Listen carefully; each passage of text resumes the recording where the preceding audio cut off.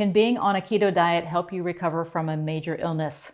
In this video, we will discuss how Keith is doing 8 weeks after throat cancer surgery and answer a lot of the questions you guys have been asking. All right, well, do you want to go ahead with your update?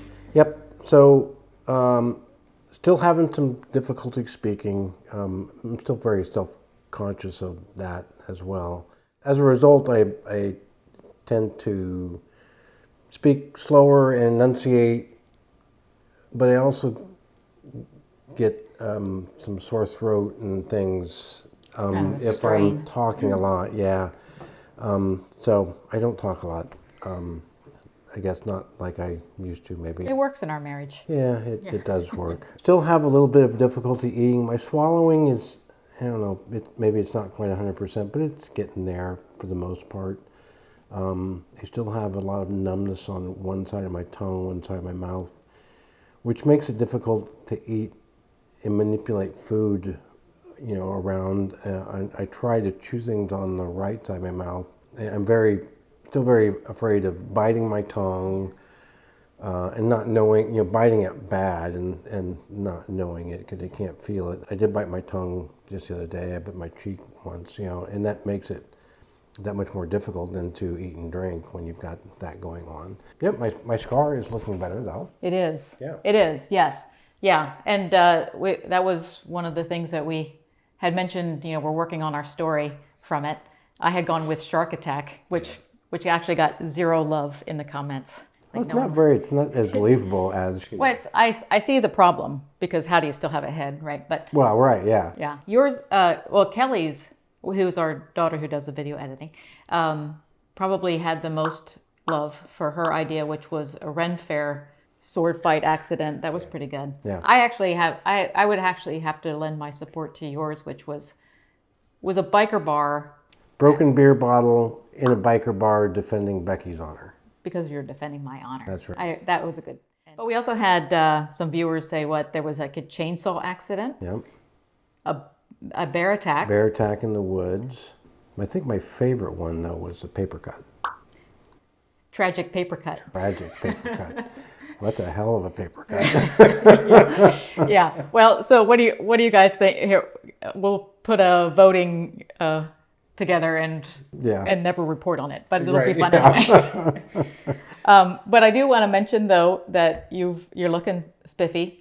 Yeah, so I decided I would wear this shirt again just to make sure that it wasn't a fluke that I was able to put it on correctly last time. I actually put it on correctly again today. I had to make sure there. So I think I'm on the right track with that. Yeah. So that's good. So if you're wondering what he's talking about, in the video a couple before this where we announced that we were going through this episode of our lives, we realized after we shooting the video that Keith shot the entire video with his shirt inside out. This exact shirt. This exact shirt, yeah. So, so good for you. Yeah. Small victories. Yes. All right, so let's go into some of the common questions that we started to see build up in the comment section under the last video, and one of them was, how did you being on a keto low carb diet influence how the doctors took care of you or their recommendations? Yeah, I don't really think it influenced either their care or recommendations much. I mean, we were very upfront, that this is the kind of diet I follow. It didn't seem to make a big difference to them. In all honesty, I mean, these are doctors that are, they rushed me from diagnosis to surgery within 1 month. That includes biopsies, CT scans with contrast, PET scans, an exploratory surgery in there as well. Yeah. A lot happened. There was a lot, but they were fantastic. Right. Yeah. But, so they're looking at this potentially life-threatening, condition and whatever they need to do to, get rid of it. So I don't think that my diet really played much of a role.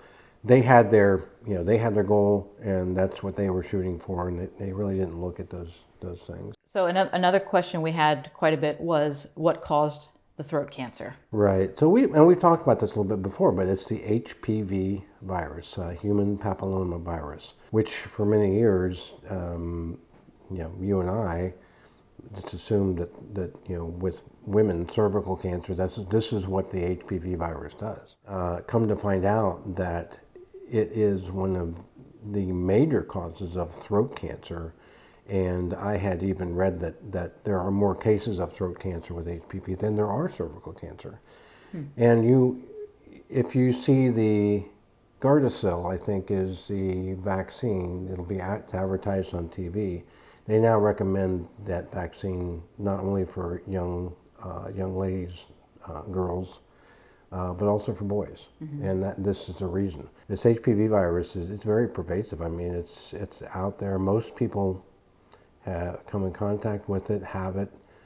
Well, and this brings us to the next one of the other questions that we were getting a lot, which was, did a ketogenic diet speed your recovery? I think so. I mean, if you go back, 4 years ago, when I started the ketogenic diet, I lost 80 pounds. I was in the mid, I was 250, 260. I had been overweight for 2 decades. I was highly inflammatory. I was not healthy. So yeah, I think that that being healthy, and I got that way, by being keto and low carb, did help. And my recovery, I'll be honest that I'm very impatient with my recovery. And 2 months or out from surgery at this point, I'm probably getting to that maximum level of getting things back to where they're going to be. This might be close to where I'm going to be. Who knows? But even right after the surgery in the ICU, then everybody was coming in saying, "Oh wow, you look really good. You shouldn't, you look like you shouldn't be in the ICU." The doctors were very, very happy that my recovery, I handled everything so well. I took them for their word. I didn't feel super, but they deal with this stuff all the time, and patients. So I think being healthy. Yeah, I would certainly agree, because I've known you for 27, well, we've been married for 27 years, right? There was definitely a period of time when you were not healthy. So that's kind of another kind of, if we take a step back from, did keto help you speed your recovery? Well, did your past diet contribute to this in any way? Yeah. And so, we're speculating on all of this. Yeah. But one thing that we often say is you can't outrun the effects of a poor diet. Right. You were very unhealthy and very inflamed, overweight for 20 years, for decades. Right. And you got healthy, thank goodness. Now, HPV virus is very, very prominent. It's in most of us. I'm sure, since we've been married for so long, that I'm sure I have it as well as you do. So why did it manifest in you as cancer and not in me? Yeah, I don't know. Who knows? I mean, my genetic profile isn't fantastic, so I don't know if that had anything to play with it. But I'll be honest. If this had happened, 4 years ago when I was still very unhealthy, I don't think we'd be sitting here with the outcome that we have right now. I think it would be very different. I may not even be sitting here. So I think that being keto and low carb, losing the weight, maintaining that, being healthy, I think that certainly has led to my being able to be sitting here today. I don't have to face radiation, at least at this point. I mean, could be a lot of worse outcomes than what we're dealing with. Yeah. So it's interesting. Health isn't always the primary driver for wanting to lose weight or get fit. It becomes a bigger driver when you're in your 50s and 60s. It does, yeah. And you kind of face your mortality a little bit more. All right, so another question that we had a lot was, did you remain low carb in the hospital? Well, actually, yes. Not really intentionally, but I couldn't eat anything, so I was. I did remain low carb. I was probably in ketosis, although I don't know if they They could have put some glucose solution in my IV. I really don't know. I tried to be very cognizant of anything that was going in me. So I don't know if there was any of that going in. And they tried, I couldn't swallow liquids. Well, I couldn't swallow anything. Liquids were, water was especially tough. They did try to bring me this high protein, quote unquote, Ensure, because I had to get, so they wanted me to get protein. So this little thing had 8 grams of protein, which didn't seem very high protein, and like 40 grams of sugar. I think when we looked at the ingredient list, it was either sugar or high fructose was like the 1 or 2 ingredients. In fact, they might have been 1 and 2. They might have been, yeah. I took 1 sip of the stuff, and it not only was I having problems swallowing it, it was so sickeningly sweet. I just couldn't do it. Yeah. So I just basically didn't eat. So you were fasting. I was fasting. Right. So, and we talk about fasting with autophagy, which was something that was brought up in the comments. Right. And now you, in your book, you had looked at kind of that relationship. Right. So autophagy is a term that is used for basically the self-cleaning that our bodies go through when our bodies aren't sending all the resources to digest food. So it allows us to get rid of cell remnants and debris and things like that. When we're constantly feeding ourselves, we're constantly putting resources to digestion. When we intermittent fast or fast for longer periods, we allow those resources to go to cleaning. And so the question always is, well, when does this autophagy kick in? And when I was researching for my book, it's a hard thing to pinpoint. And most of the research that they've done has been done on rodents at this point. So it's still a little tricky as far as people. But generally what we look at is that even as early as 12 to 24 hours of fasting, you're starting to move into that self-cleaning autophagy process. Right. And autophagy, it is going on to some level, anyway. Fasting has been shown to kind of attenuate that process. So, did I get some benefit from the fasting? Yeah, I actually had wondered about that myself at some point. I would say probably I did. I mean, when I came home from the hospital, I still wasn't eating. I started checking my weight and my body comp every day, and I was dropping fat, maintaining pretty much my lean mass, which I was okay with.